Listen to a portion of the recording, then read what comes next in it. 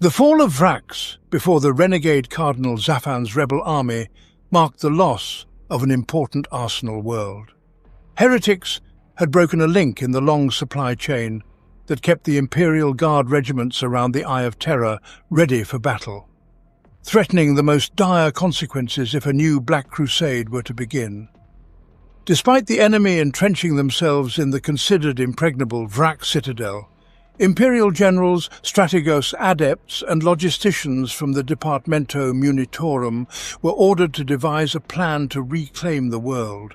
The war promised to be long and brutal, but according to their calculations, with sufficient troops and established supplies, they would be able to grind down the defenders and capture the citadel, the planet's nerve center, within 12 years of siege.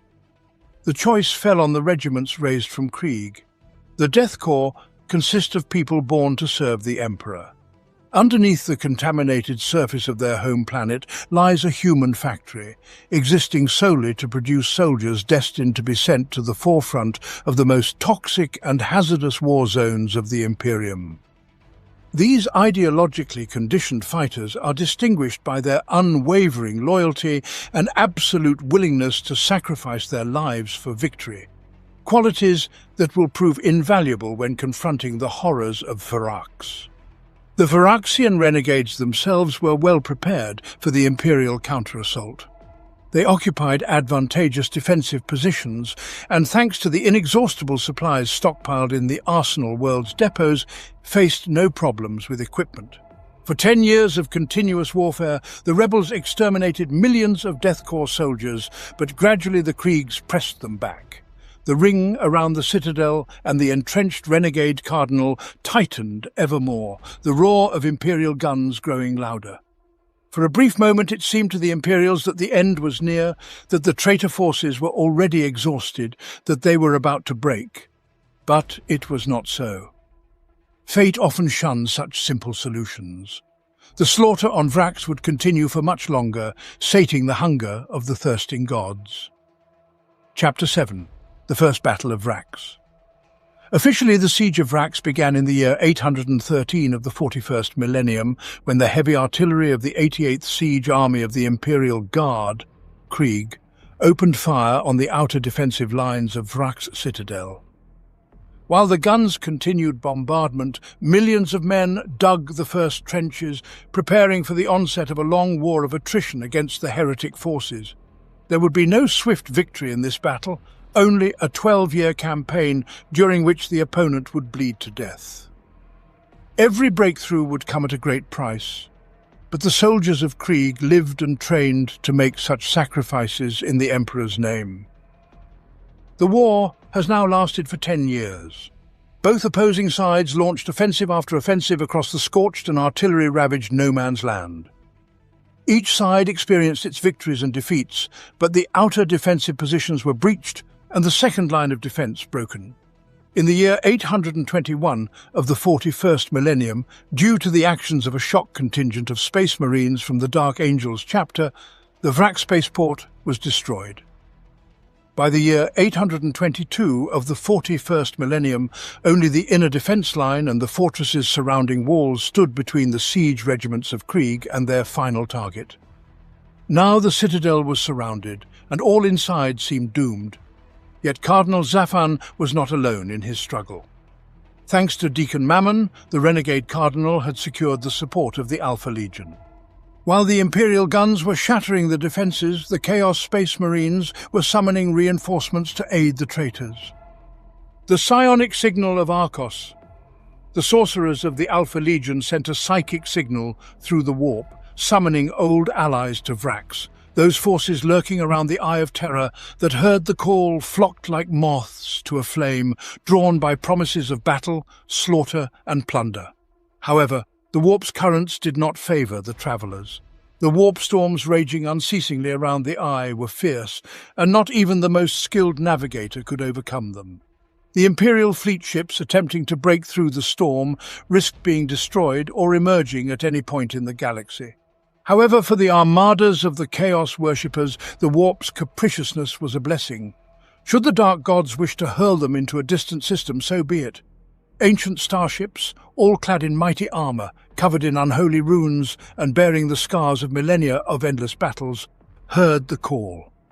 Within the immortal hulls, Chaos warriors, eternally ready for combat, awaited their chance to prove themselves before the gods in hopes of great rewards.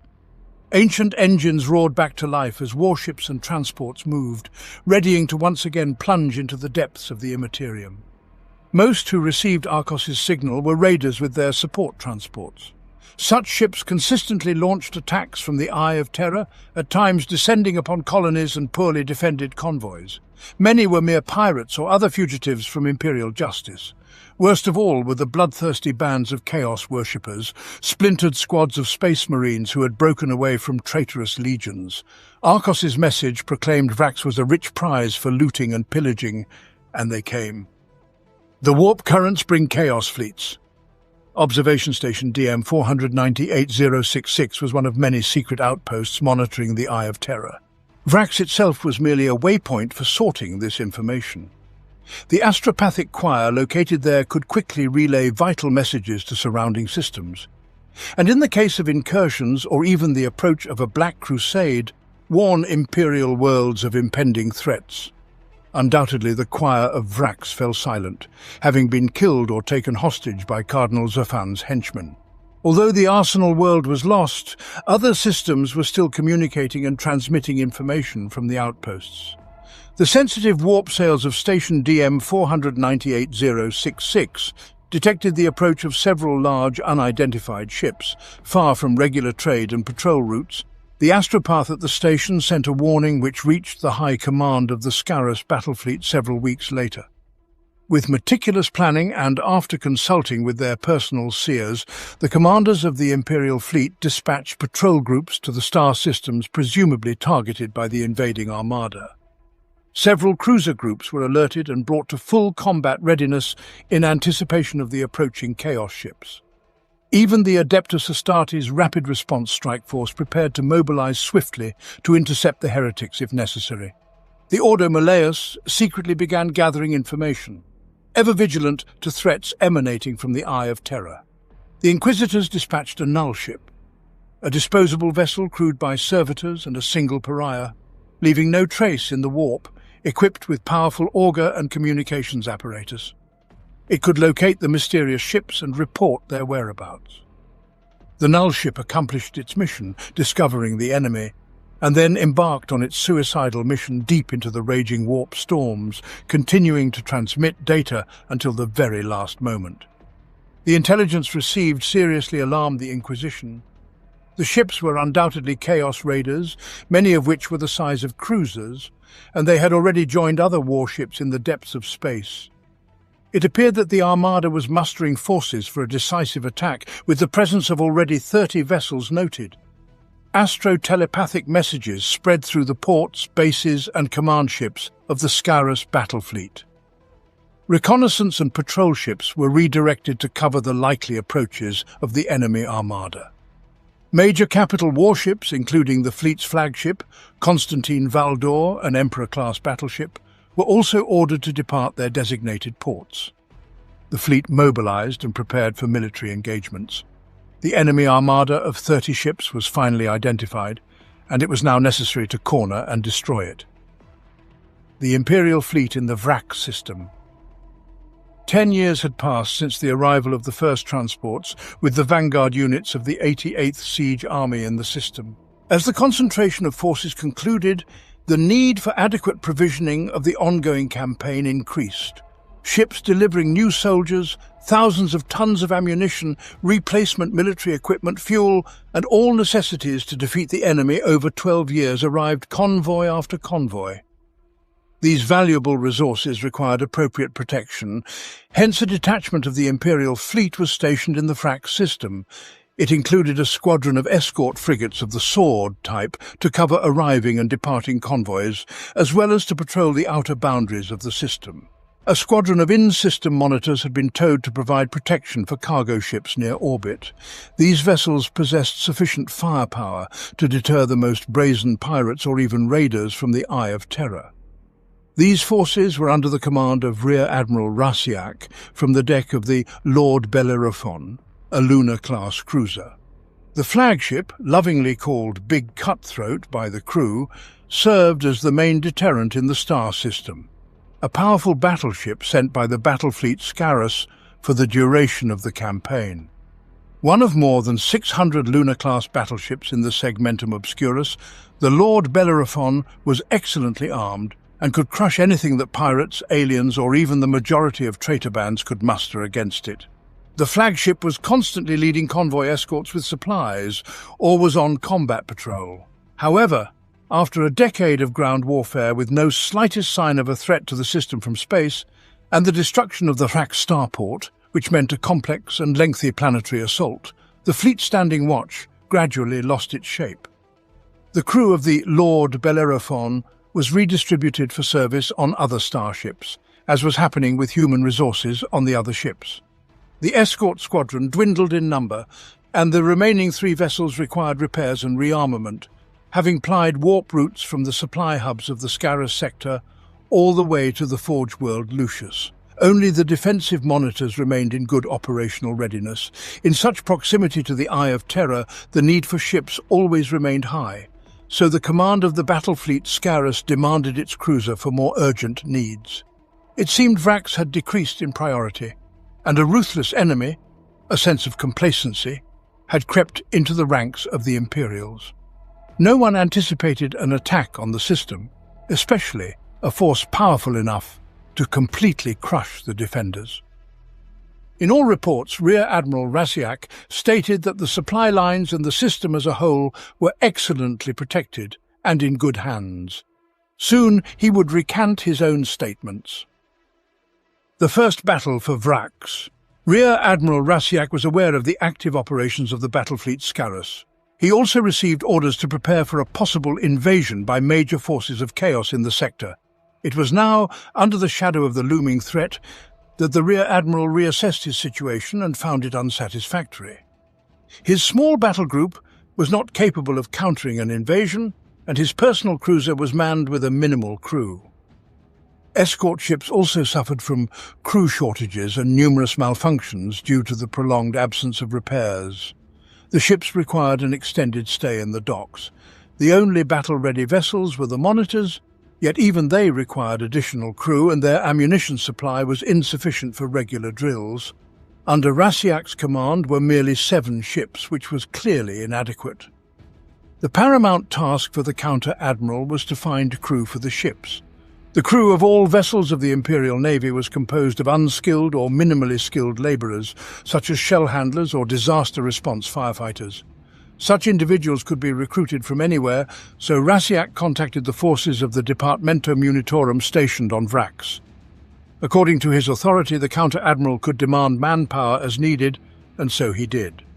His officers and boatswains went to the surface with their teams and began recruiting from the work corps. In conflicts with the supervising officials of the Administratum, Rasiak's men simply stated that the Imperial Navy's needs had higher priority compared to the Departamento Munitorum. Before they knew it, many workers found themselves in the crews of starships. Soon, these recruits stood before the scorching gaze of cannon master captains, or were engaged in the myriad routine shipboard tasks requiring brute physical strength rather than skill. The seasoned sailors called the recruits ground rats and planet dwellers, thus emphasizing their place at the very bottom of the Imperial Navy hierarchy. Yet they helped the counter-admiral mitigate the manpower shortage. Rasiak also conducted an inspection of all cargo ships within the Vrax system. At that time, a supply convoy was being unloaded on the Arsenal world, a slow process given the absence of spaceports. Here, the counter-admiral was fortunate as the massive cargo ship Isra Moors had almost completed its unloading. The vessel was immediately requisitioned for military service. Though it was civilian, its sufficient defensive armament saw both the craft and its elderly captain incorporated into the defense fleet. There were another 5 cargo ships in the system arriving or departing. Of these, 2 were deemed sufficiently armed to engage in warfare if necessary. Rasiak bolstered the small and inexperienced crews with several of his officers, boatswains and gunners, and placed the transports under the command of his son, Flag Lieutenant Maius Rasiak. The remaining 3 ships were of no value due to their near-total lack of armament. By order of the counter-admiral, most of the crew and weapons were stripped from these cargo ships, leaving only a few volunteers. The transports were then loaded with all the explosives the Master of Artillery could procure, transforming the ships into massive bombs. The crammed cargo holds were readied for detonation and the plasma reactors were prepared for critical overload. These 3 starships will become part of the fireship squadron, with the crews tasked to seek out suitable enemy targets and ram them, thereby delivering colossal damage. The crew were instructed to abandon the ships before the ramming, but Rasiak knew that survivors of such operations were scarce. Yet their sacrifice would not be in vain if fate deemed it fit to pit his fleet against the armada of chaos. The fireships could help tip the scales of battle in favor of the Imperium.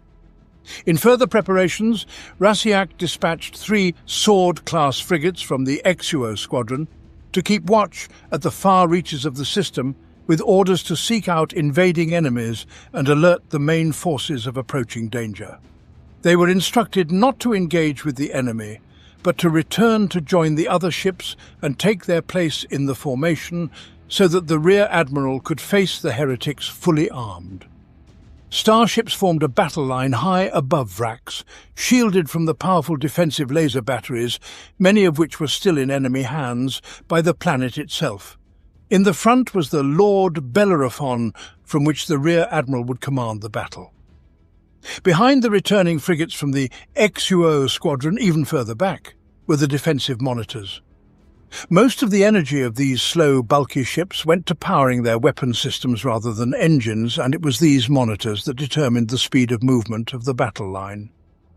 The formation was trailed by 2 armed cargo vessels, and last followed the Isra Moors. The rear admiral kept the 3 fireships in reserve. Truthfully, it was a patchwork fleet of 13 disparate ships, yet Rasiak did everything possible for the defence of Vrax.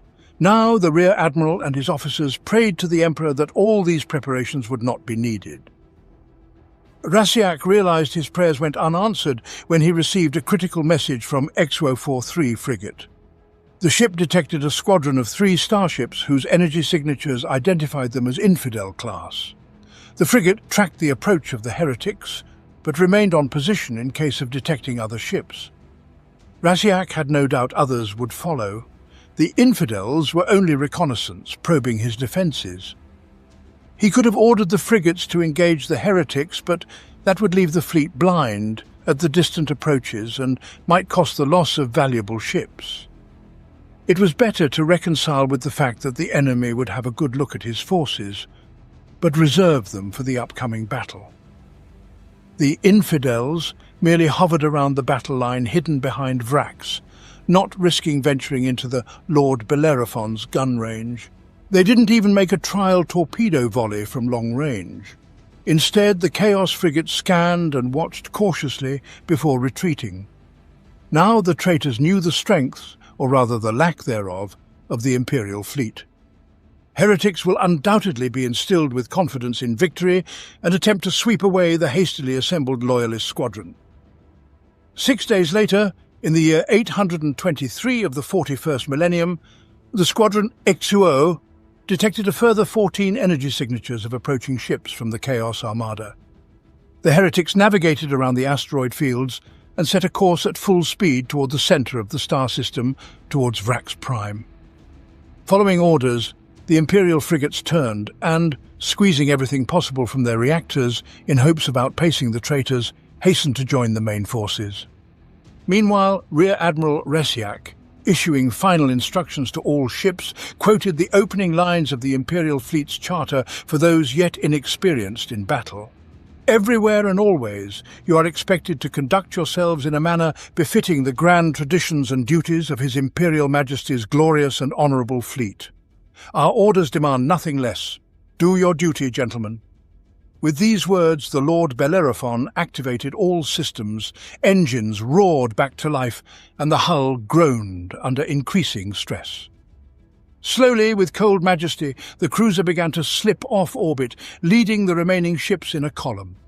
The vessels moved so closely together that crew members on the foredecks of one ship reported feeling the vibrations from the engines of the leading vessel. The returning frigates, prudently avoiding planetary weapons, merged into the battle formation of the fleet departing from Vraks. Monitors led by tugs significantly slowed the overall progress, but Rear Admiral demanded everyone maintain order, adhere strictly to discipline, and remain vigilant.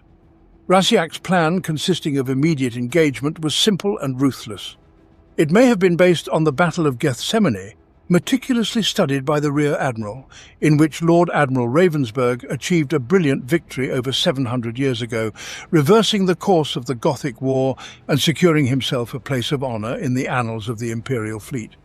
Vrasiak's forces would advance in a linear battle formation tightly packed to prevent the enemy from breaking through. Under the cover of Lord Bellerophon's torpedo salvos, they would pass through the enemy fleet under fire from all sides, while simultaneously delivering massive damage to the heretics with their port and starboard weapons. At the height of the battle, the Rear Admiral would direct fire ships at the damaged enemy ships, which would be unable to evade a collision with them. The fire ships should cause sufficient chaos and panic so that, in the ensuing exchange of salvos, the Imperial ships advancing in tight formation would prevail. With luck and strict discipline, Vrasiak hoped to inflict enough damage on the enemy fleet that the heretics would deem it wiser to retreat rather than continue their advance. Thus, hour by hour, the fleet of the Rear Admiral continued to slowly move towards the approaching forces of chaos at Vrax. As the two fleets drew closer, the assembled ship crews of Vrasiak took their battle stations. Sailors loaded additional ammunition for each broadside weapon. Workers sealed bulkheads and hatches to prevent the spread of imminent fires. On the command deck of the Lord Bellerophon, far from the gunnery decks, the Rear Admiral, Flag Captain Droster, and the command staff in silent calm watched the screens upon which logisticians fed streams of technical information. Meanwhile, the ship priests roamed the corridors and halls, chanting hymns, litanies, and blessing the guns along with their crews. They all must stand firm, and then the Emperor would surely protect them. The crews below decks were unaware that the fleet of traitors, whose energy signatures burned brightly on the auger screens of the Lord Bellerophon, was already racing toward them. Caution was no longer needed. They now pounced upon their prey like a bloodthirsty predator, consumed by hunger and eager to kill. Vrasiak demanded the augurs focus on the heretic's lead ship and direct the information to his command pulpit above the bridge deck. Taking a closer look at the stream of runes, the Rear Admiral was deeply troubled, realizing what they faced. The Lord Bellerophon was a powerful weapon, a cruiser, a mighty line ship, yet before them appeared something entirely different. From the depths of space at full speed, a monster was set on an intercept course towards the Imperials, a true Leviathan from the abyss. Without a doubt, it was a despoiler-class battleship, or at the very least something comparable. Despoilers were considered nearly legend among the officers of the battle fleet Obscurus. Among the largest ships ever built, they possessed enough firepower to obliterate cities and carried squadrons of assault fighters and bombers. The Imperial cruiser could not engage this monster with any hope of victory. "Emperor preserve us," murmured Vrasiak, abruptly aware that he was destined to die, and the fleet to become a heap of space debris. The Rear Admiral was disheartened. Was this truly his duty? No one demanded he commit suicide in a hopeless battle. Would he still have time to give the order to retreat? Should he preserve the ships and surrender Vrax to the heretics' mercy? Vrasiak could flee, power down, and lie in wait at the edge of the system, hoping to return with a more powerful fleet to defeat such a formidable foe. While Vrasiak wavered between his duty to stand to the last and the realization that it was a futile endeavour, Flag Captain Droster approached the pulpit and reported, "Rear Admiral, the enemy fleet has changed course." Vrasiak could not decide whether to continue the assault. Would it be a foolish gesture, or what duty, honour and rank demanded of him? "The heretics' lead ship is turning left. They've split their formation." Vrasiak hesitated. Captain Drost awaited orders. "Our ships are awaiting orders, sir," he reminded his commander. The Rear Admiral looked at him. To me, Flag Captain, sometimes the demands of duty seem like a futile gesture against a universe that craves our obliteration. I believe today we shall meet our ancestors alongside the Emperor. We had better prove ourselves worthy to join their glorious company, maintain current course and speed, and fire a salvo from all torpedo tubes at maximum range. Rasiak regained his confidence and courage. The Rear Admiral did not need to hear the message, torpedoes away. He, like everyone on board, felt the rumble and shudder as the torpedoes left the tubes. Directly ahead of the Lord Bellerophon, the enemies indeed divided their forces. 5 spacecraft, led by the Heart of Anarchy, a despoiler-class battleship, were executing a turn maneuver to port. A larger cluster of 9 ships of various types and sizes, spearheaded by the Blood Dawn, a Styx-class cruiser, prepared to pass on the starboard side of the Imperials. Rasiak's artillery crews would face challenges in selecting from the multitude of targets on each flank. The Rear Admiral ordered Dross to relay to the gunnery team's captains to adjust their aims. Given the enemy's numerical superiority, every shot counted.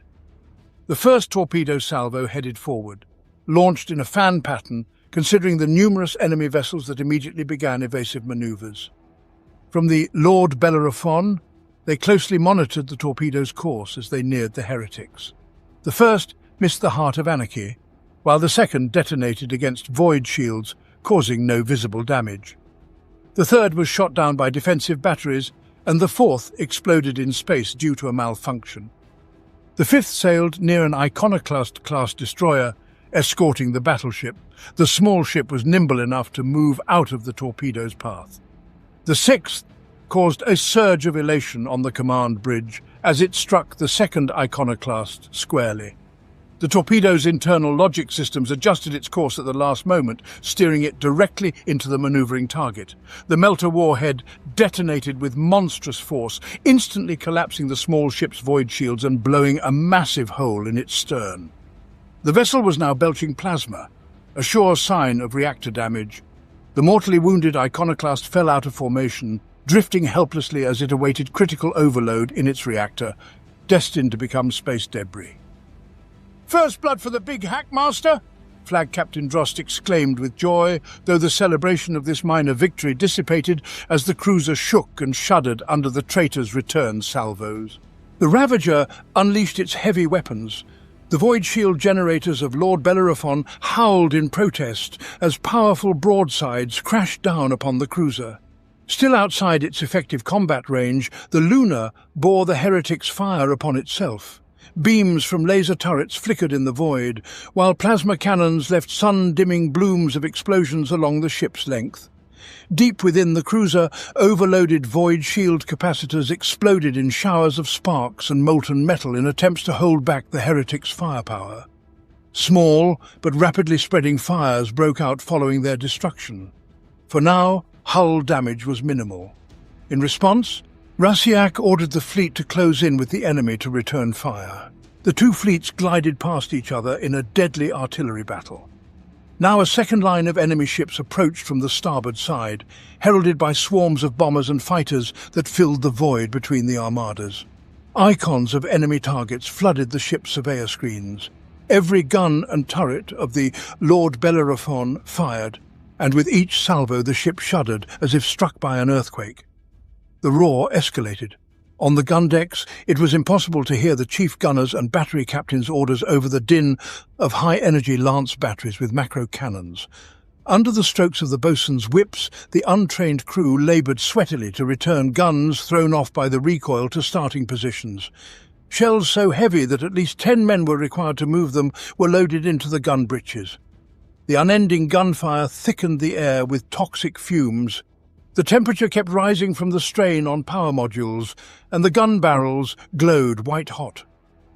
Cooling systems overheated, and ship crews struggled mightily to cool the weapons to improve their firing accuracy. Similar scenes played out on all Imperial ships in the battle formation. Swords added their firepower to the fray, exchanging shots with enemy escorts, while monitors focused their fire on the larger Chaos vessels. Like belligerent warhounds descending upon a grow, they unleashed upon them with unexpected ferocity from such unassuming ships. the void of space filled with flashes, explosions and streaks of beams in a fierce firefight. For both sides, it was a furious duel, and each suffered losses. Heart of Anarchy swept with broadside fire along the entire Imperial line, crushing void shields and armor with its furious might as it advanced. The enemy battleship's batteries dealt irreparable damage to Exuo-41, which now drifted, consumed by raging fires on all decks. The frigate's command staff were entirely incinerated on the command bridge due to multiple lance hits that destroyed the superstructure. 2 monitors also failed to survive the battle. The plasma reactors of the first exploded like a new sun, leaving behind only an expanding cloud of cosmic dust. The second was shot to complete destruction by traitors' guns, turning the monitor into a drifting hulk. Miraculously, both armed cargo ships breached the enemy line, yet none emerged unscathed. The void shields vanished, the decks were engulfed in flames, losses were high, but the transports were still able to continue moving. The Isra Moors lost 3 plasma reactors due to raids from Chaos bombers and was operating at minimal power. Lacking maneuverability, the ship became a target for gunfire, forcing Vraks to abandon it to its fate.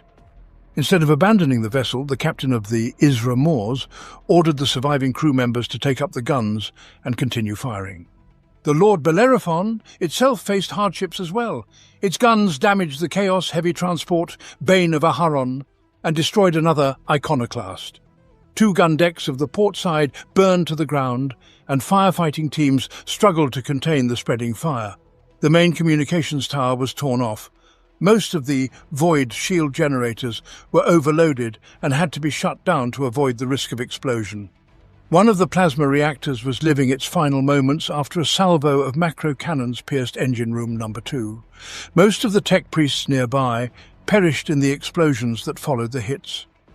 Among other things, the Lord Bellerophon had 2 hull breaches, and several decks exposed to the vacuum after direct lance hits had to be isolated. The old warship was battered and riddled with wounds, yet it still fought on. The Chaos fleet also suffered losses, yet for unknown reasons 2 of the traitor cruisers had yet to enter the fray. They held in the rear guard of the second battle line, and glancing at the console of his pulpit, Vraks saw them breaking away, seemingly withdrawing from battle. It was a glimmer of luck. Possibly the forces of Chaos were leaving the field, yet their guns could easily finish off the Lord Bellerophon with its escort. Having lost nearly all means of communication, the counter-admiral was unaware that reinforcements were already en route. The battle fleet Scarus had dispatched the nearest combat-ready flotilla to Vraks. The cruiser group Mazur, under the command of Counter-Admiral Titus Mazur, emerged from the warp in the rear of the enemy fleet. A flotilla composed of the Consul Thracian cruiser of the Gothic class, Orion of the Dictator class, the ancient Grand Cruiser Oathbound, and an escort squadron rushed toward Vraks and the raging battle. Having combined their forces, the Imperials could tip the scales in their favor. The first to detect the new threat were the cruisers from the rear guard of the Chaos Armada, which immediately set a new course for interception. It so happened that both counter-admirals were well acquainted with each other. Both had graduated from the same cadet academy on Cypra Mundi and shared remarkably similar careers. They harbored a mutual dislike and had a long history of adversarial contests. Vraks had once stood as second for a young officer whom Mazur challenged to a duel and subsequently killed. Now fate had once again brought these 2 into the heat of battle. Vraks was unaware of reinforcements and would only learn of them when a connection with Mazur's ships was established via the frigate Exuo-43. For now, however, Vraks faced more pressing issues. Mazur's objective was to cut off the heretic fleet's approach to Vrax and prevent a planetary landing. His ships pushed to the limits of their capabilities, squeezing every ounce of energy from their reactors. However, he decided to leave Vraks' group to their fate, calculating that while the enemy's attention was diverted, he would reach the planet first. 2 Chaos cruisers moved to intercept Mazur's ships, And as the first skirmish concluded, a new battle ignited. The fallen son of the Slaughter class and Ferrum Invictus of the Desolation class executed a sharp turn, deploying assault fighters and opening fire with their long-range batteries. Mazur could ill afford delay due to the enemy attack, yet ignoring them was not an option. Risking dividing his forces, the counter-admiral ordered the escort squadron and the Orion to engage with the traitors, while the remaining cruisers continued toward Vraks. Meanwhile, Rasiak ordered the remaining ships to regroup. His formation was spread out, and the damaged craft began to assemble for another run. Due to the constant threat posed by the Chaos Fleet's smaller escort ships, Rasiak could not afford to lower his guard. The regrouping process was slow, considering the damage suffered by the Imperial ships. Fortunately, the Heart of Anarchy and Bane of Aharon turned toward Vrax, intending to drop their deadly cargo on the planet.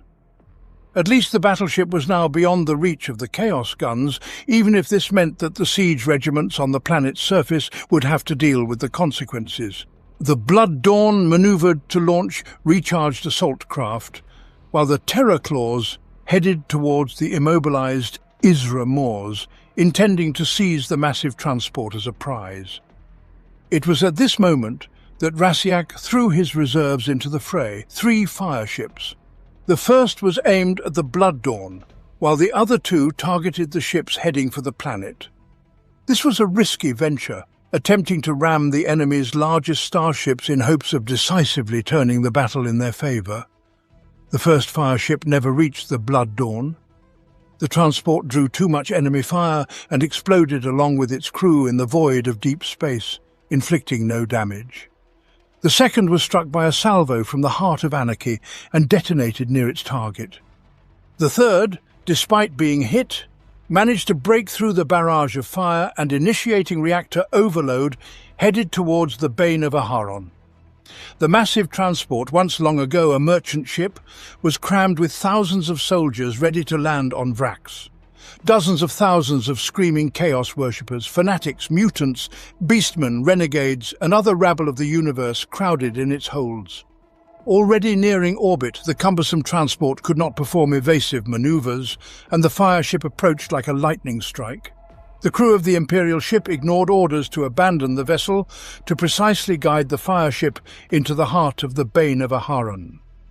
The fire ship crashed into the stern of the heretic vessel. The hull of the ancient merchant ship crumpled and broke under the impact of the Imperial spacecraft, crashing through decks and gnawing its way to the engine room. In an instant, catastrophic explosions tore away the entire rear section of the Chaos transport. The overall destruction was compounded by the critical overload of the plasma reactors, resulting in clouds of debris littering the orbit from the dying ship of the traitors. Far below, on the surface of Vrax, the guardsmen saw a new star flare up in the sky, illuminating the battlefield brightly. Without engines to overcome inertia and becoming completely uncontrollable as a result of the collision, the massive transport wavered and crumbled in high orbit. The ship, already caught by the gravitational well of Vrax, began to fall to the planet. On the bridge of the Lord Bellerophon, they watched with exultation the deadly fall of the Bane of Aharon, now spitting flames from the aft decks. Burning up in the upper layers of the atmosphere, the transport rushed towards the ground despite all efforts of the surviving crew to regain control. Would the hull endure such extreme stresses, or would the spacecraft burn and break apart in the atmosphere? The stricken heretic vessel turned into a fiery comet. From the planet's surface, it appeared as a blazing trail streaking across the heavens. The transport burst into the atmosphere, yet the armoured bow of the ship remained undamaged, and behind the thick layer of ceramite, the internal structure stayed safe. By a stroke of fate, and undoubtedly not without the influence of the dark gods, the Bane of Aharon did not disintegrate when passing through the upper atmospheric layers. As it plummeted, the heretic vessel literally shattered to pieces, yet deep within the sealed cargo bays, the mad followers of the Chaos Gods prayed to their dark masters. Despite the nightmarish damage, the crew managed to partially regain control, and thanks to a miracle granted by the gods, the ship found enough energy to alter its descent trajectory. The planet's surface quickly approached, yet the Bane of Aharon was designed to withstand the perils of warp travel, and its hull was old but exceptionally resilient. The Chaos transport crashed into the ground not far from the Chalia Plateau, carving a massive furrow on the surface of Vrax and raising a cloud of dust visible across half the planet. Like the strike of a meteor, the Bane of Aharon formed a massive crater, skidding on its belly to its final resting place. The smoking, twisted heap of steel resembled the skeleton of some ancient sea leviathan. The risen dust cloud was too dense to see anything through it. The debris of the crashed vessel littered the planet's surface for many kilometers around. Inside the ship, many traitors perished in the crash landing, but many more survived.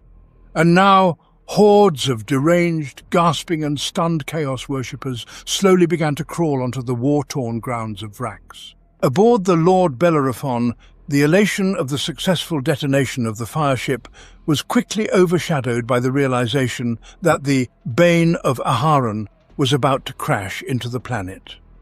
The officers on the bridge monitored the descent of the traitor's ship until they lost its signal in the storm-filled atmosphere. Could the ship survive such a landing? Only under the most unfavorable circumstances.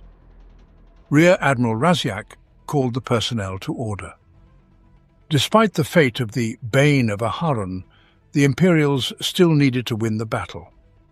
The remnants of the fleet regrouped as he endeavored to establish contact with Rear Admiral Mazur to coordinate a joint assault. The enemy was not yet vanquished, but neither were the Loyalists.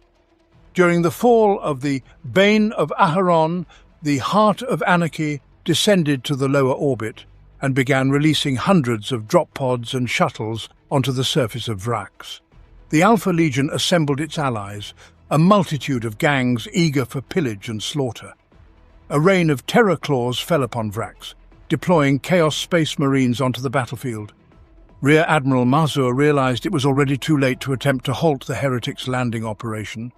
Yet he still charged toward Vrax, hoping to intercept and destroy the Heart of Anarchy, a deed worthy of the highest accolades in the Imperial Navy. Behind them, the Orion engaged two enemy cruisers. Supported by sword-class frigates from the Nares patrol squadron, the Imperial cruiser exchanged broadsides with the foes. The macro-cannons pounded the heretics' void shields while squadrons of assault craft engaged in dogfights with enemy bombers and fighters. As the range closed and the salvos struck the hulls of the ships, the Orion lost two escort frigates. A well-aimed hit from potent lances cleaved the first frigate in two. The second perished during an approach to the Ferrum Invictus, bravely continuing to fire until the last moment as enemy bombers mercilessly obliterated deck after deck. Many crew members were sucked into space, turning the ship into yet another drifting hulk. The Orion itself sustained several breaches, and damaged cooling pipes filled the starboard hangars with scalding steam. With all fighter squadrons on sortie, the ship found itself in mortal danger. The Ferrum Invictus began preparing to launch boarding pods to seize the beleaguered cruiser. Left to fight an uneven battle, the captain of the Orion informed the officers that they had fulfilled their duty and role in the engagement. Enemy cruisers were embroiled in conflict, leaving the pursuit of Rear Admiral Mazur's group, but now the Orion was severely damaged and at risk of being captured by the enemy. Instead of continuing the hopeless fight, the captain gave the order to withdraw from the battle. The Imperial ship, along with the only surviving frigate, shut down power to the engines and augers, then ceased fire. While the Chaos forces continued to search for their target, the Orion set a course for evasion and disappeared into the outskirts of the system.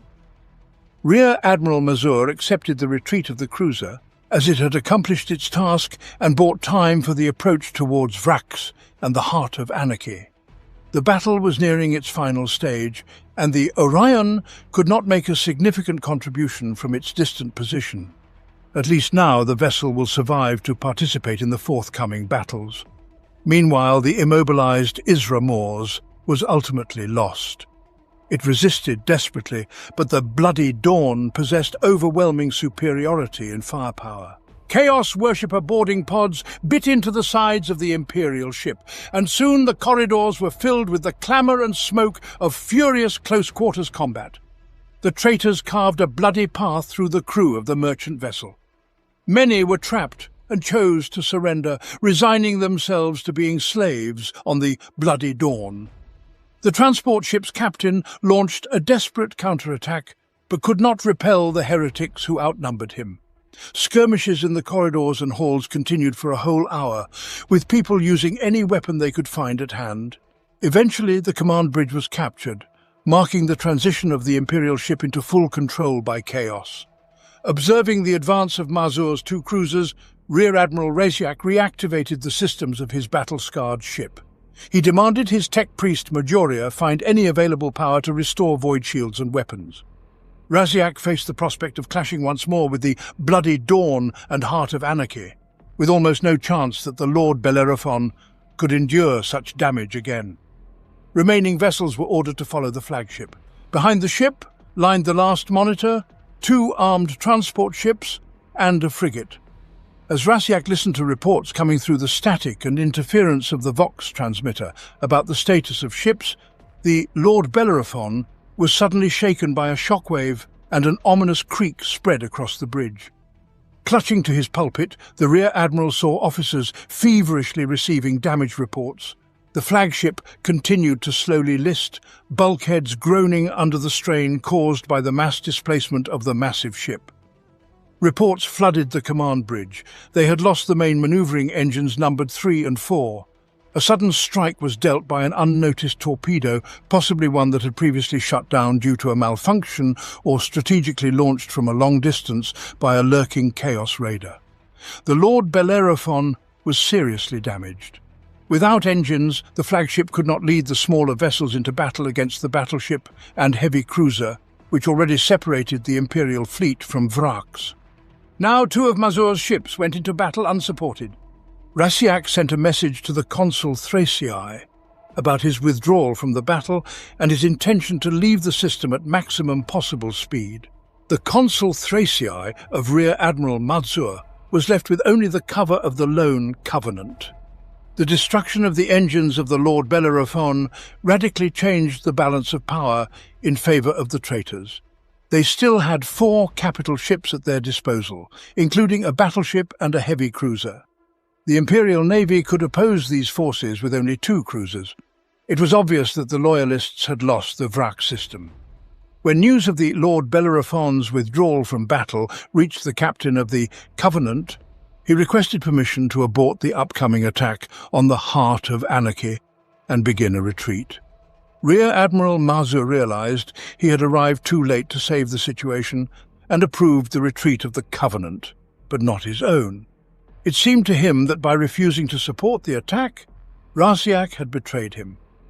Vraks had not fulfilled his duty as an officer of the Imperial Navy, and Mazur gave instructions to the captain of the Covenant to convey these considerations to the leadership on Cypra Mundi.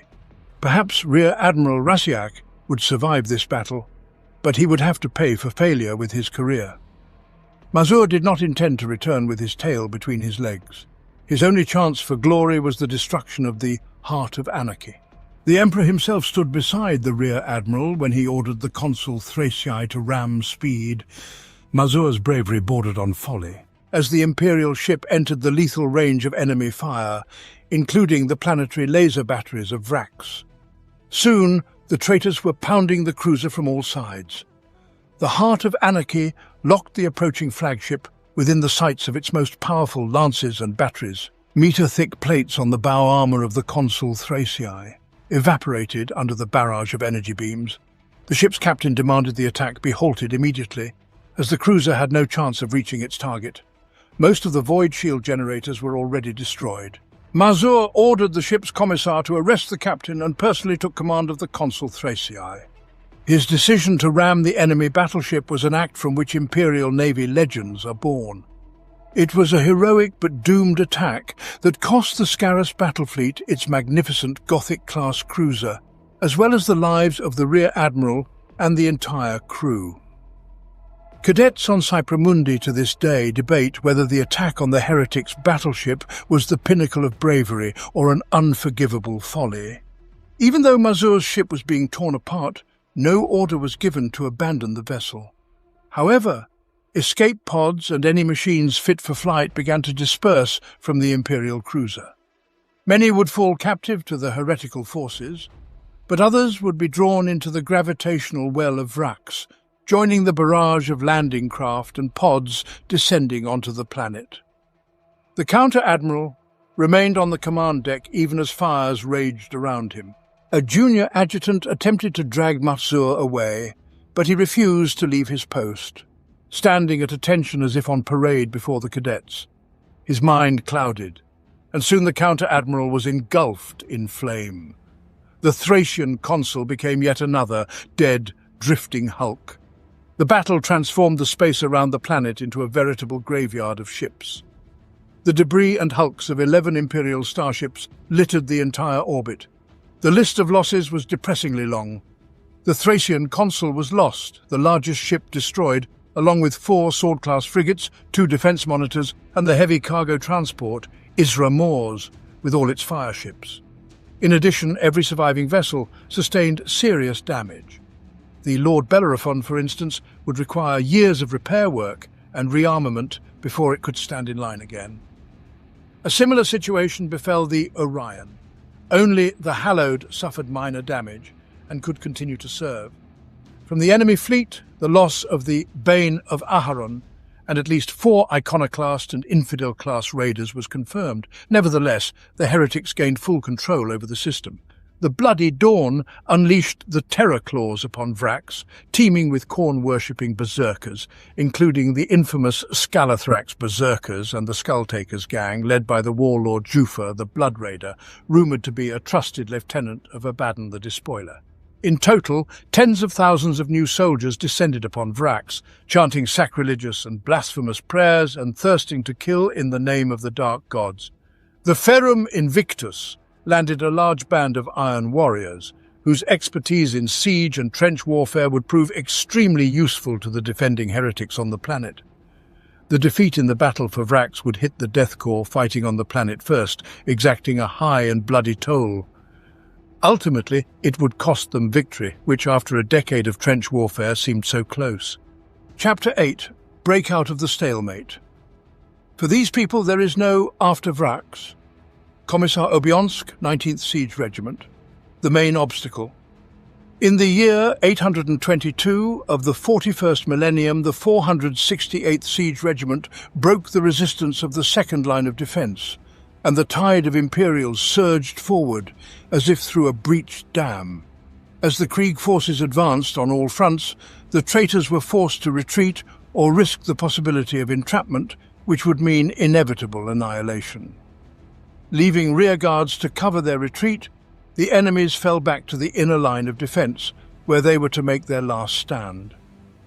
Encircling the Vrax citadel for 150 kilometres, the inner echelon of defence was not a simple trench system, but a band of formidable fortifications 8 kilometres deep. It was denser than the 2 previous lines of fortifications, which had taken a full 9 years to capture. The inner line was the oldest and finest part of the citadel's defences. Since Vrax's colonisation as an arsenal world and the construction of multiple Departmenta Munitorum warehouses, the Imperium had been building up its defences to protect valuable military resources.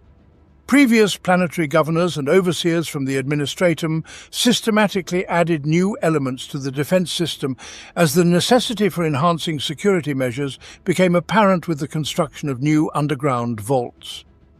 The fortifications themselves included a well-planned network of trenches, bunkers, casemates, pillboxes, sunken gun positions and redoubts. Underground lay a labyrinthine system of shelters and bomb shelters, reliably shielded from enemy artillery. All defence elements had overlapping fields of fire, and the approaches to them were veritable kill zones. As before, the defence belts were surrounded by strands of barbed wire, thousands of tank traps and dense minefields. Unlike the 2 previous echelons, the last line was shielded by planetary laser batteries. Their main task was to protect the citadel with its spaceport from orbital attack. These massive lasers could attack enemy spacecraft, but could also be used as heavy artillery against ground targets. The beam gun's range was sufficient to fire on the advancing Death Corps, and the shafts housing the batteries would inevitably come within range of the Krieg's heavy guns. However, the fortifications were constructed with orbital bombardment in mind, and it was unlikely that ground guns could disable the laser batteries. All these factors made the prospect of an assault daunting. Worse still, Cardinal Zaffan's forces had a whole decade to fortify their positions and calibrate their guns.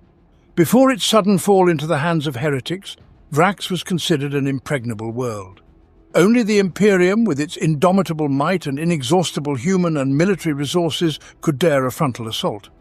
Even so, the unbeatable war machine of the Imperial Guard required a decade, as well as 4 million dead, not counting the many times greater number of wounded, just to break through to the inner line of fortifications. Many among the high command of the 88th Siege Army believed that now they faced the main obstacle. The inner defensive line had been continuously reinforced and modernized since the very founding of the Arsenal world. Ahead lay the main fortress wall, behind which on a volcanic promontory stood the citadel itself, the nerve centre of Vrax. Both were excellently protected. However, they were static targets, and as such could be obliterated by artillery fire. The inner defensive line was not a singular target, and the siege regiments at the front line would have to advance slowly, wearing down the enemy and paying a high price for every captured scrap of land. The command assumed that once the last defensive line was breached, the fortress wall with the citadel wouldn't hold out for long. Scant achievements. Zwelker, the supreme commander of the 88th Siege Army, was closely observing the campaign's progress from the Thracian Primaris, fully understanding that he had been given only 12 years to conquer Vrax. 12 years of full support from the Departamento Munitorum in the form of supplies and reinforcements. The campaign was brutally simple and meticulously designed, with great attention to logistics and disregard for the inevitable losses. He had only 3 years left to successfully complete the assigned objective. Given the current situation, none of the staff officers seriously believed they would meet the deadline. No one knew what would happen once the allotted time expired. Most likely the war would end in failure and defeat. As supply priorities would be reassessed, regiments recalled to other theatres of war, and maintaining pressure on the enemy would no longer be possible. The prospect of ultimate victory would vanish, and the 88th Siege Army would find itself trapped in a war it could not win. Cardinal Zaffan might not have realized that for triumph he only needed to hold out for 3 more years. His troops had also suffered in the nightmare of trench warfare and incurred significant losses, but still managed to find the strength to endure the burden of 9 years of total war. They offered defensive battles, exhausting the forces of the Imperium while minimizing their own losses. The heretics had reserves men and the will to fight to the last drop of blood at their disposal.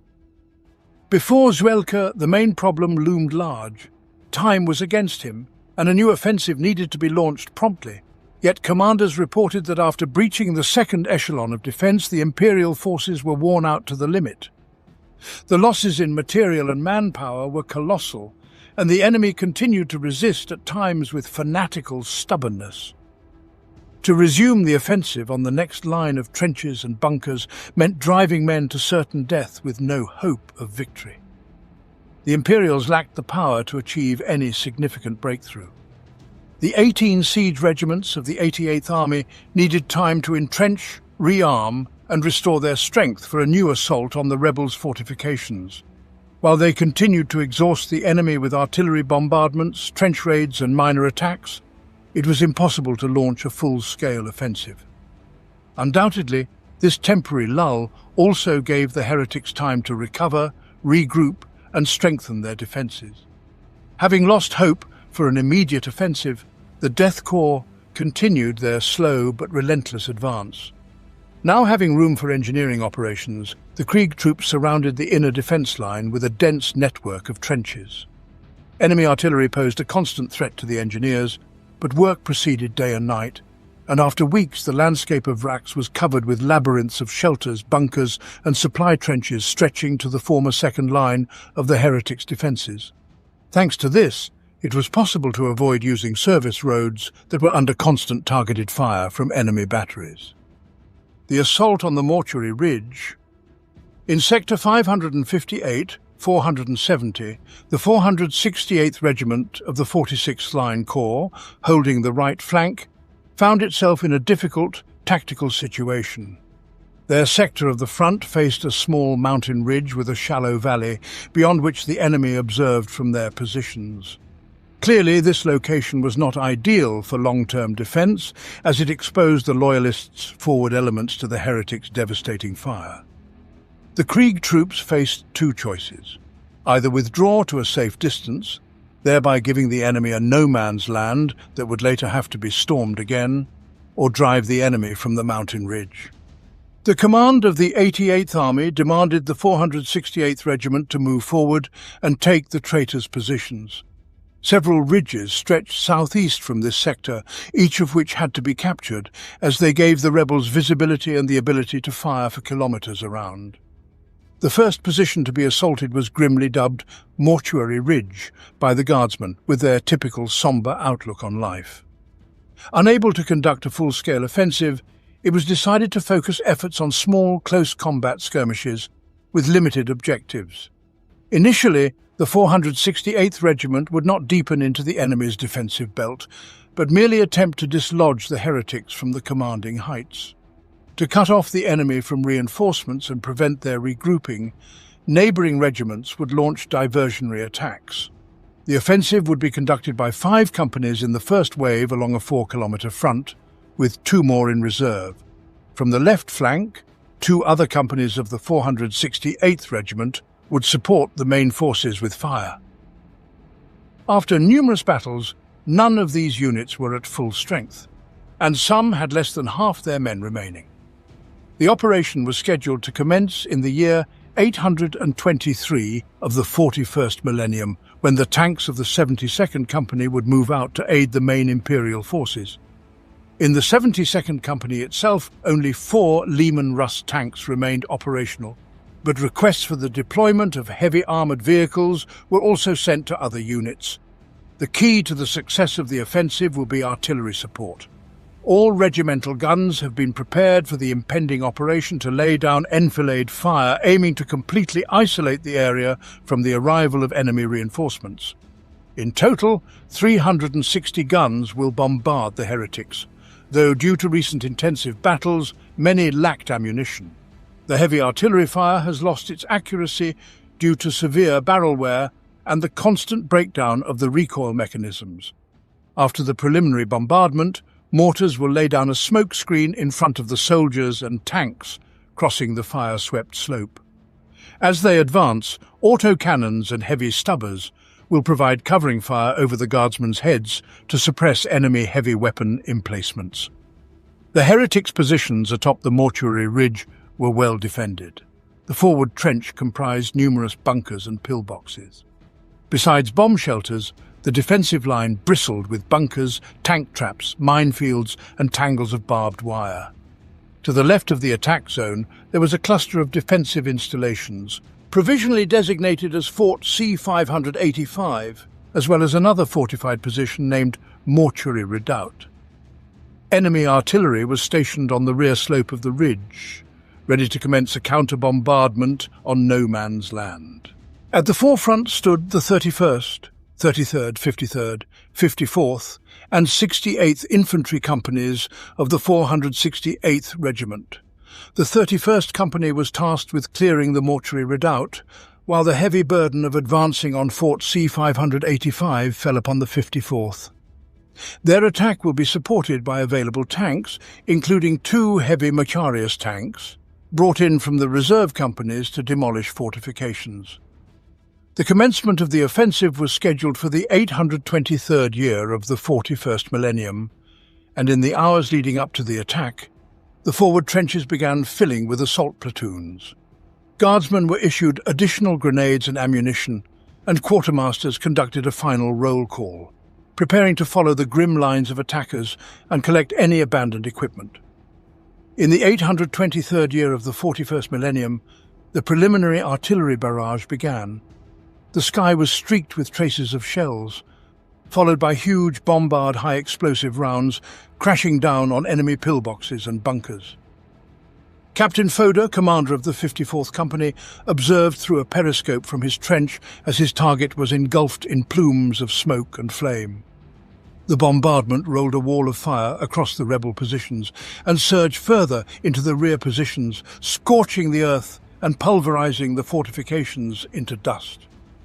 The devastating bombardment continued, even as the forward mortar detachments began deploying smoke screens over no man's land. The Imperials watched as clouds of smoke thickened, covering the battlefield in an impenetrable grey shroud. The time had come. Sergeants began shouting orders, and the guardsmen's booted feet clattered up the parapet ladders. Stooped figures methodically marched across no man's land before vanishing into the smoke screen. The engines of the tanks roared back to life, and the machines surged forward to support the infantry. When the guardsmen advanced, the artillery fell silent, and it was the rebels' turn to open return fire. What was happening in the smoke was impossible to discern from the rear. On the right flank, the 33rd Company advanced further than the others, bypassing the Mortuary redoubt, but consequently came under crossfire from heavy bolters and stubbers to the left. The soldiers sought refuge in craters, and the commander was killed immediately after the first salvos from the heretics. The 31st Company fought its way to the perilous redoubt and also suffered from the crossfire. Soon the enemy initiated a mortar bombardment with incendiary shells that bloomed into orange-yellow explosions, scattering oxygen phosphorus gel in all directions, burning through clothing and skin alike. The fire was targeted, forcing the forward platoons of the 31st Company to go to ground. In the centre, the situation for the 52nd Company was scarcely better, and even under constant fire, the forward platoons crawled toward the heretics' trenches. Before the 54th Company loomed a mighty fort, where artillery fire reached its highest concentration. The ground was littered with craters, and one of the Lehman Russ tanks was already bogged down. The immobilized tank transformed into a stationary firing point, sending shell after shell towards the fort. The infantry clustered around the remaining vehicles, slowly advancing. Emerging from the smoke curtain, the guardsmen came under crossfire from enemy emplacements and bunkers. Supporting advancing tanks maneuvered between craters to reach positions as swiftly as possible. The first, Macarius, riddled with laser burns and bullet holes, returned fire with its twin-linked cannons, levelling the traitors' trenches. The second, Macarius, attempted to push toward the enemy, but an artillery shell detonated in close proximity to the tank. The explosion's force shredded the vehicle's right tread, leaving the armoured colossus stranded in no man's land. Things were not going well for the armoured vehicles crawling over the scorched earth. The second, Lehman Russ, struck a mine, and its crew, hastily abandoning the smouldering hulk, perished under the fire of heavy stubbers. On the left flank of the advance, the guardsmen of the 65th Company were overcoming the steepest section of the ridge under mortar bombardment from the heretics. Meanwhile, 2 reserve companies had already moved up to the forward Imperial trenches, ready to rush into the attack on command, and from the rear, a company of Death Riders arrived, awaiting an opportunity to exploit the advance's success. The battle raged on throughout the day. Artillery shells roared and thundered as both sides tried to counter with bombardments of their own. In the centre, the 53rd Company successfully reached the trenches of the traitors and was now clearing them with grenades and bayonets. It seemed the rebels had retreated to their fortified positions. More platoons surged into the attack, hoping to build on the initial success and fend off the inevitable counterattack. More manpower and heavy weaponry were required if the Imperials hoped to hold the newly captured positions.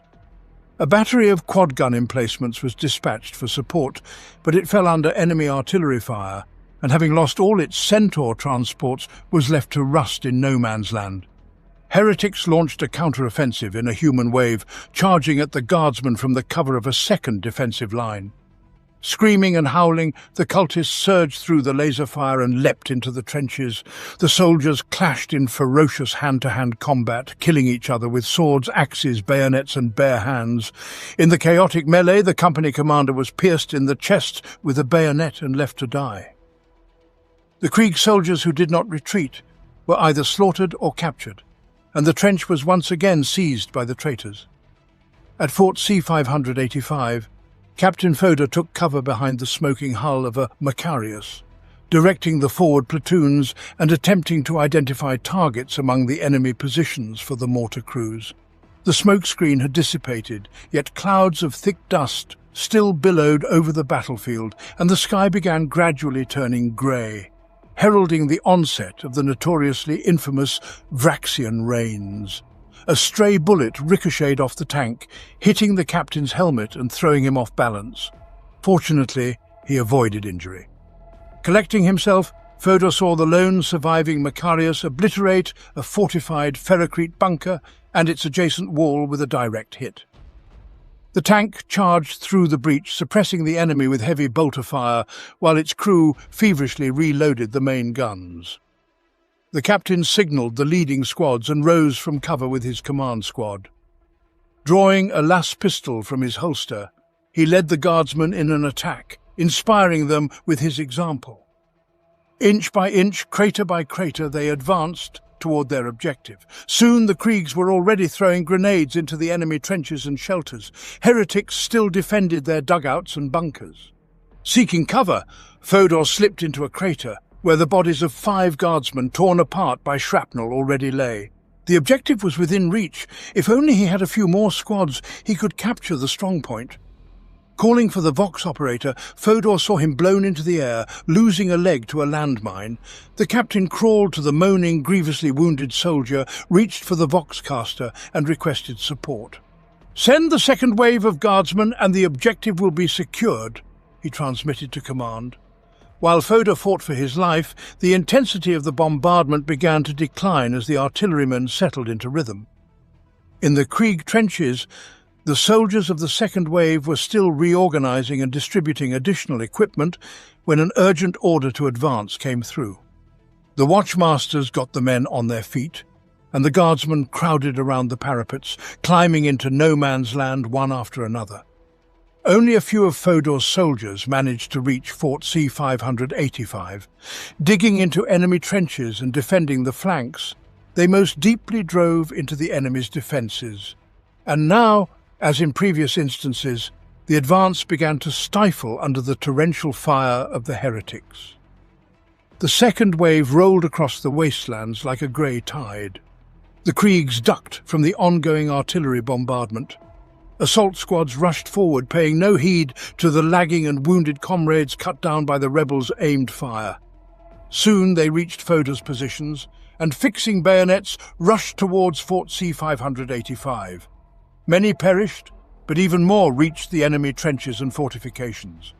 The Kriegs stabbed and slashed at the traitors, pushing the enemy back. Still clutching his las pistol, the captain personally led the assault on the bunker. Even after a direct hit from the Macarius, Fodor could discern figures still holding the defence inside the structure. He gathered the survivors and led them in an assault through the enemy trenches. The captain ordered the guardsmen to throw grenades around every corner, into every cover.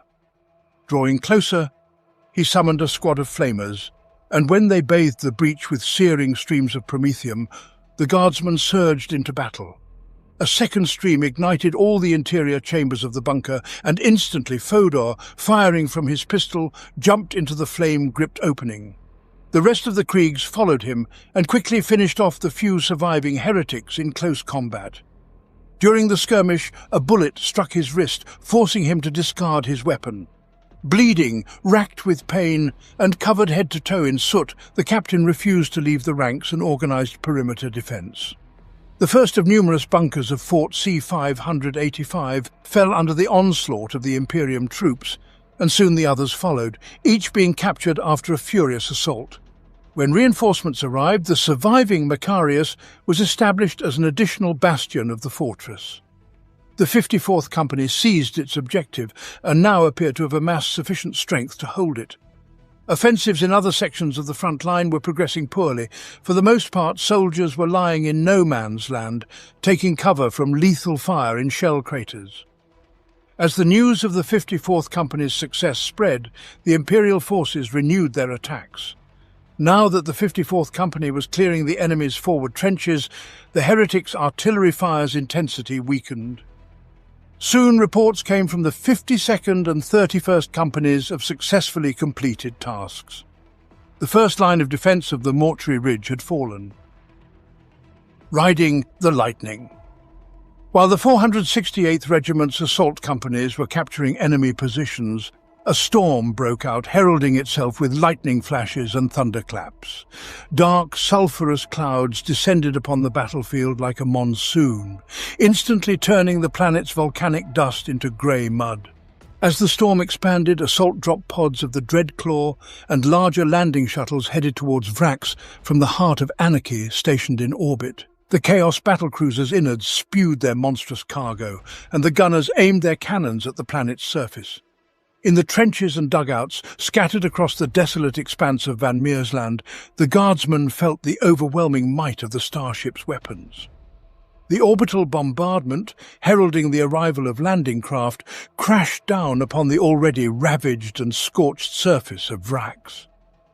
The air hissed and crackled with the strikes of the shipboard lance batteries, their frenzied energy in some places fusing stone into black glass.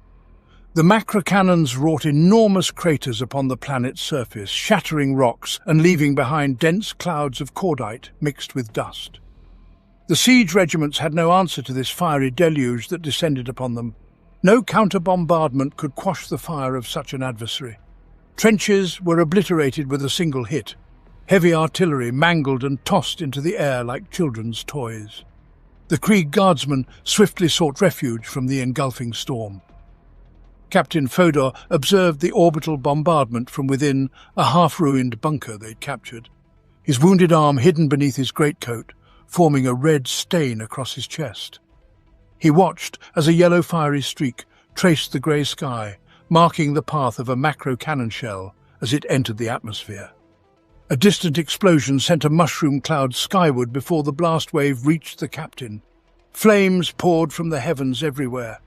Even the trenches along his line at the base of the Mortuary ridge suffered a direct hit, the shockwave shaking the bunker like an earthquake. More lightning pierced the sky as drop pods crashed into the atmosphere, trailing fiery tails.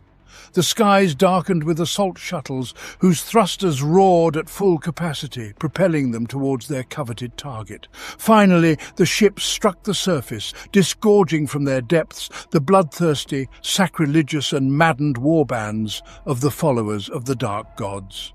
The orbital bombardment ceased immediately after the landing began. Most of the forces of chaos aimed their attacks at the inner lines of the Imperial defence. Bands of Khorne berserkers, such as the Skull-Takers, the World-Eaters and the Berserkers of Scalathrax, began to rage through the trenches, slaughtering all who crossed their path. This was no frontal assault across no man's land, and the Krieg defence was unprepared for such a sudden onslaught. Anti-air defences were practically non-existent, and the primary strength of the regiments was concentrated at the front lines. In an instant, artillery positions and critical supply trenches fell into enemy hands.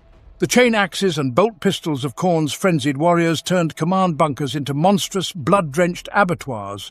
Confusion and chaos reigned everywhere, just as the Lord of Slaughter desired. Isolated engagements in the meticulously organised trench warfare could not correct the predicament of the Krieg guardsmen, suddenly finding themselves encircled by the enemy. Reports of attacks were coming in from distant sectors once believed to be beyond the reach of heretics. At Fort C-585, Captain Fodor and his men found themselves under sudden assault by the crimson-armoured traitors of the Skull-Takers warband. Each renegade was a frenzied, wrathful killer with an insatiable thirst for blood. The Chaos Space Marines burst forth from assault pods and soon cut their way through the trenches, leaving heaps of dismembered guardsmen in their wake. It was a desperate melee, but the Krieg soldiers had virtually no chance of survival. They now faced not mere mortals whose flesh and will could be broken in battle, but space marines empowered by the full might of mad gods. They were unstoppable, tearing entire squads of Imperial soldiers to shreds. Captain Fodor attempted to rally his men, but many were already retreating across no man's land. He saw a massive Macarius continuing to fire its heavy bolters, even as the damned legionnaires clambered onto the tank's turret. The traitors tore open the hatches, dragging the screaming crew from the vehicle. One of Khorne's champions grabbed the struggling vehicle commander, lifting him with an outstretched arm. The berserker sized up the wretched mortal with a glance, then decapitated the guardsman with a blood-soaked chain axe. Tossing the headless corpse aside, the champion roared triumphantly and leapt from the turret in search of more victims. Fodor's soldiers fired from the remaining embrasures of the half-ruined bunker. Now it was the captain's turn to fend off the advancing enemies. The first Chaos Space Marine to leap into the breach was incinerated by a melter gunshot, turning the legionaries' power armor into a molten lump of metal, but others followed. The guardsmen sheltered from a grenade thrown inside, but were stunned by the powerful explosion. The first grenade was followed by a second, then a third, filling the room with acrid smoke. Chaos soldiers burst through the smoke-filled breach with swords raised above their heads. Fodor drew his sword with his healthy arm and lunged at the nearest foe. His strike was parried, and his weapon shattered by a chain axe. A powerful shoulder blow from the Space Marine sent the captain crashing to the floor, stunning the Krieg soldier. The berserkers stayed close behind their leader, and soon the resistance in the bunker was crushed. Mutilated bodies of the Imperials lay everywhere, their severed heads piled in a bloody heap. The floor became slick with blood streaming from the walls. Stunned and wounded, Fodor crawled across the slippery floor in search of an exit, but was suddenly yanked off the ground with a powerful motion. Barely conscious, he saw the steaming grille of a red helmet, its eyepieces glowing with a deadly light. The helmet was smeared with blood and encrusted with numerous blasphemous runes. Fodor began to choke as the armoured gauntlet of the Chaos Space Marine tightened around his throat. The teeth of the chain axe came to life, and with a swift blow the berserker added the head of the Krieg captain to the pile of nightmarish trophies. The Skull-Taker's assault drove the 468th Regiment from the Mortuary ridge. The sudden planetary drop swept away the Imperials and restored the battle line. Counter-offensive, catastrophe in Sector 61 to 47 inches. The unexpected attack by Chaos forces threw the Death Corps regiments into disarray and changed the nature of the siege of Vrax overnight. The slow, static war of attrition suddenly became more variable, as the heretics now had the ability to strike deep into the Loyalists' rear. A single, continuous front line was no longer the only battlefield. Although the initial strikes caused colossal damage, the reinforcements that arrived in aid of the Cardinal did not yet possess enough heavy weaponry to crush the Guardsmen's fortifications. The forces of Chaos could not hold the territory captured in the raids, and once the initial shock wore off, the Krieg regiments began to recover. In some places the front line was broken, and the enemy consolidated their success and pushed the Imperials back, while in others the Guardsmen stood firm and repelled all attacks. In the following weeks, a substantial quantity of weapons and equipment would be delivered from orbit, and the Chaos troops would attempt to launch more serious assaults. The renegade Cardinal's forces would not fail to exploit the weakness of Imperial forces and would attempt to reclaim lost territories. Where once a clear ring of trenches surrounded the fortress of Vraks, the situation was now less clear.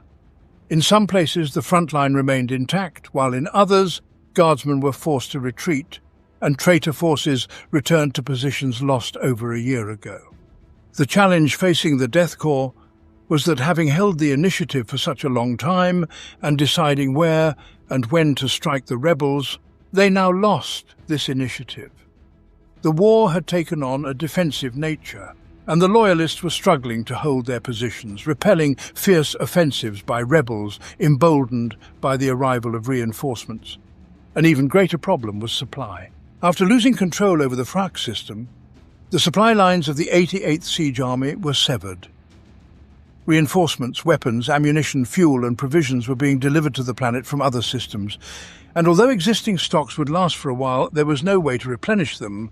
The situation was becoming increasingly dire. How long could the Krieg forces conduct war with ever-dwindling reserves? Based on thousands of reports received from quartermasters, the staff of Lord Commander Zuelka began calculating how much longer the Imperials could hold out. By this time, news of the catastrophe that had befallen Vrax reached the high command of Segmentum Obscurus on Cardia. Concerned that after 10 years of fierce warfare the mission on Vrax was under the threat of complete failure, the command appointed an investigation to ascertain the causes of what went wrong. Led by the Supreme Logister of the Departamento Munitorum, Istar Ornus, the investigation held the right to strip any current command representative of their authority should evidence surface of any officer neglecting their duty to the Emperor. News of the impending rout would be mandatorily relayed to the Lord of the Departamento Munitorum, who would undoubtedly make sure it reached the ears of the High Lords of Terror themselves. Their wrath over the defeat and the wasteful expenditure of valuable resources would lead to the ruin of many careers, with numerous officers falling into the penal legions or being dispatched to confront the growing tyrannid threat on the eastern fringe. However, political machinations aimed at saving face and careers could do nothing to aid the Death Corps faced with the threat of total annihilation on Vrax. But the woes for the Krieg soldiers did not end there. A new threat was looming. To the west of the Chalia Plateau, the downed bane of Aharon spewed forth ever newer blasphemous hosts from its depths. Many perished during the spacecraft's crash landing, but even more survived, and now the heretics were preparing to enter the fray. They were far behind the main defense line of the Imperial Guardsmen, yet the fact offered no relief, for alongside the deranged warriors of chaos marched a multitude of grand war machines, including the Titans of Legio Vulcanum. Like their allies from the Space Marines, the Titan legions were once loyal to the Emperor, but during the Great Heresy, many succumbed to the temptations of the Dark Gods and joined Horus. The survivors of the rebellious Primarch's defeat retreated to the Eye of Terror, where, surrounded by the corruption of the warp and shielded from the ravages of time, the Titans awaited the moment to strike back at the Imperium. In hopes of overthrowing the divine rule of the Emperor, they joined the forces of chaos embarking on black crusades. The hordes emerged from the Bane of Aharon, needing to traverse 160 kilometers across Vrax's surface. Yet they advanced without resistance. The Krieg regiments of the First Line Corps learned of the incoming new army only when it had passed the Mora Gorge and was closing in on the borders of Sector 53. Now, with the rear of one of the corps under threat, the 88th Siege Army had to act hastily to intercept the oncoming enemy. This task fell to the 101st Regiment of the 11th Assault Corps, which was now being massively withdrawn from the front and supplied with armoured support to confront the heretics. The 101st Regiment commenced its advance towards the enemy in the year 823 of the 41st millennium. By the time it reached the positions to begin its attack, the forces of chaos had advanced another 50 kilometers southward, occupying what used to be the rebels' second line of defense. A dangerous strategic situation was unfolding. Loyalists were being pressed on the front, and from the rear, the enemy threatened to cut off the First Line Corps from the rest of the army. Only the 101st Regiment stood in the way of the heretics, preparing to launch an offensive in Sector 47. In case of failure, the Imperials would have to pay dearly for the defeat. The battle began in the year 823 of the 41st millennium. The first to depart were the tank companies of the 101st Regiment, advancing forward in a disciplined line. Lehman Russes and Macariuses, raising columns of dust behind them, drove at a walking pace in parade formation. Following them were the few Titan hunters of the Assault Corps, Shadow Swords and Storm Swords. Next came the infantry, and the column was closed by tractors with field artillery. Heavy artillery was absent because there was no time to ferry the guns with ammunition. There was also not enough time to conduct ground reconnaissance. The approaching horde consisted of mutant slaves, beastmen, traitors, pirates, and other fugitives from Imperial justice, who came to Vraks to loot and seek the favour of the gods. The heretics were led into battle by veterans of 1,000 skirmishes, bands of Chaos Space Marines. Towering over them were Titans, shaking the ground with their tread and broadcasting sacrilegious litanies over the battlefield, driving the unholy host into frenzy. The commanders of the First Corps climbed with the commissars onto a small elevation for a better view of the impending battle. They directed their magnoculars at the already mutilated and cratered landscape. As the dust clouds approached, the guardsmen searched for the enemy, knowing that the monstrous silhouettes of the Titans should be the first to appear in the field of vision. In reality, the first strike from the heretics took the Imperials completely by surprise, as it was delivered by the Chaos Flyers bursting into the troubled skies of Vrax. Like a swarm of enraged wasps, the aircraft descended on the defenseless columns of tanks. When bombs were dropped, the beams of laser cannons sliced through the forward armoured squadrons. First, one, then a second vehicle disappeared in flashes of flame. Barely had brown geysers of earth and stone started rising to the skies when the disciplined columns scattered in search of cover from the suddenly emerged threat. Until now, aviation had not participated in the siege of Vrax. In an instant, the battle for the planet spread to the aerial domain, now completely dominated by the forces of chaos. Having exhausted their ammunition, the enemy aircraft disappeared as suddenly as they had appeared. Despite the losses, the tank companies relentlessly advanced. By this time, the first enemy had appeared on the horizon. Bright flashes from the heavy Titan guns' volleys were distinctly visible. The forward tanks clashed with the advancing heretics, and the infantry disembarked from the chimeras had already taken defensive positions, awaiting the command to open fire.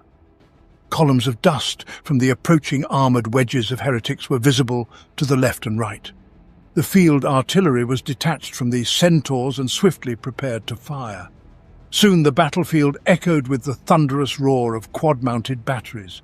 Fours of shells surged forward, their small explosions merging into one massive blast, raising clouds of dust that quickly obstructed the view of the Krieger commander. From this point on, reliance had to be placed solely on Vox transmitters. On the front line, it seemed, the enemy had crushed the infantry positions, and the smouldering wrecks of chimeras added to the oppressive landscape. Meanwhile, the Titans had zeroed in and were now exacting a bloody toll from Imperium forces. Brown plumes of dust turned into bluish-black smoke as machines were annihilated by the devastating power of turbolasers, Gatling blasters, and volcano cannons. Though the tanks returned fire, their rounds were easily stopped by the Titans' void shields.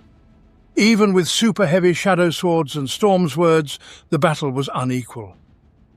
One shadow sword moved into a firing position, yet it failed to breach the void shields. A retaliatory salvo from a turbo laser damaged the main weapon, and moments later a series of hits struck the engine compartment and turret, instantly incinerating the command crew. The surviving tankers hastily evacuated the vehicle and fled, as the fully charged capacitors could detonate at any moment. Across the battlefield, hundreds of tank shells exploded, the sky was pierced by laser beams, and soon artillery joined the fray. On the left flank, the heretic armoured divisions joined the battle. Led by the massive, ominous Land Raiders, Predators and Chaos Defilers, the traitors exchanged blows with Lehman Russes. The Krieg advance had already stalled after colliding with the overwhelming power of the Titans, and the relentless advance of the Chaos Space Marines littered the battlefield with wrecked vehicles. The battle raged on for over 2 hours, growing ever fiercer. Yet messages coming through the Vox suggested the inevitable. The armoured assault had failed. The enemy once again went on the offensive, spearheaded by Titans marching through explosions and fire.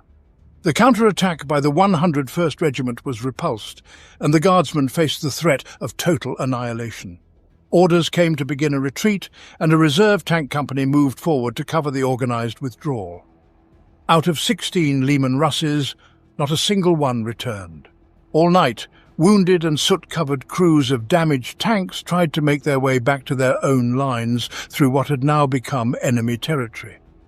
Meanwhile, the heretics celebrated their victory, capturing abandoned vehicles which they could turn against the Imperium in the future. Listening to the chorus of voices in the main Vox channels, the commanders of the 101st Regiment counted the plumes of smoke rising above the battlefield. 52, and how many more were hidden by the clouds of dust? For some vehicles had not caught fire. The losses were monstrous, especially in armoured vehicles.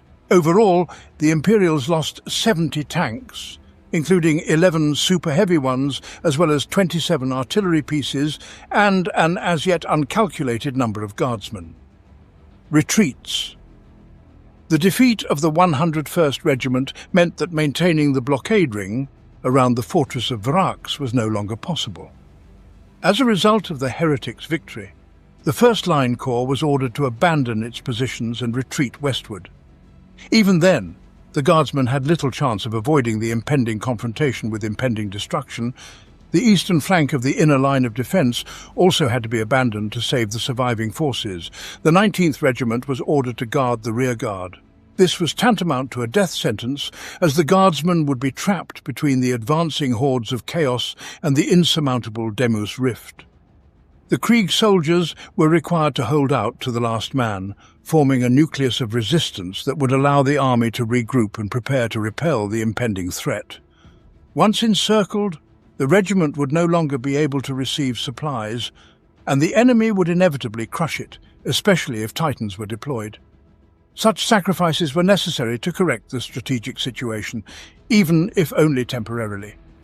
In the year 823 of the 41st millennium, the 3rd, 5th and 15th Regiments left their trenches, moving northwest to take up positions currently held by the 30th Line Corps. In turn, the 30th was also ordered to retreat and establish defensive lines on the ruins of Hab Zone 2. The front line lay along the service road leading southeast. To assist them, units of the 11th Assault Corps were deployed to form a strong bastion. Hundreds of thousands of men and machines were set in motion, hastily erecting new fortifications as the mad hordes approached. What was once a war with a clearly defined front line had now turned into utter chaos, with the Guardsmen having to defend multiple directions simultaneously against the heretics' onslaughts. The situation in the eastern sectors became extremely volatile and unpredictable. Even the slim chances of capturing the fortress of Vrax within the campaign's planned timeline were lost forever. Significant efforts would be required just to prevent the siege of Vrax from ending in a disastrous rout, to be continued